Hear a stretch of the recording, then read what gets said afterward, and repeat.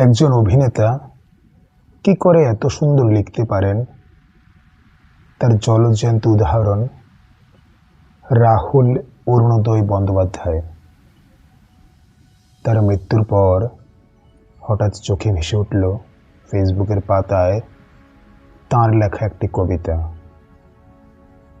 তাই ওনার স্মৃতির উদ্দেশ্যে আমার ছোটবেলা থেকে বর্তমান অবধি আমার এক প্রিয় অভিনেতার স্মৃতির উদ্দেশ্যে পড়ছি ওনার লেখা একটি কবিতা। কবিতার নাম লোকটা। লিখেছেন রাহুল অরুণোদয় বন্দ্যোপাধ্যায়। ওই লোকটা আলোকে জন্মাতে দেখেছে, জোনাকি অধ্যত্বে হেসে উড়িয়ে দেয় তাই। সূর্যের যতটুকু ঘাম জমে আগ্নেয়গিরির অভিমানে, তাই দিয়ে গয়না বানিয়েছে প্রেমিকার।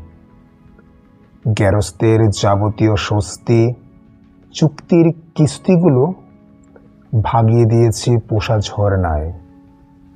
ঝর্ণায় আবার নাম রেখেছে মিছিল।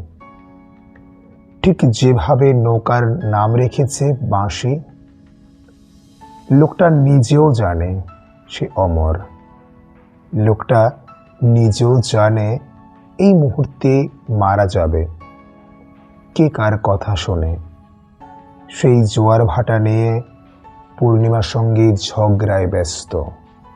পূর্ণিমাকে কিছুতেই বুঝিয়ে উঠতে পারছে না লোকটা সব পারে।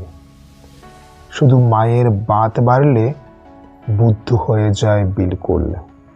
তখন কে বলবে এই লোকটাই একটু আগে ঝড়কে জরিমানা করেছিল? সিট বেল্ট বাঁধেনি বলে। সিট বেল্ট বাঁধেনি বলে।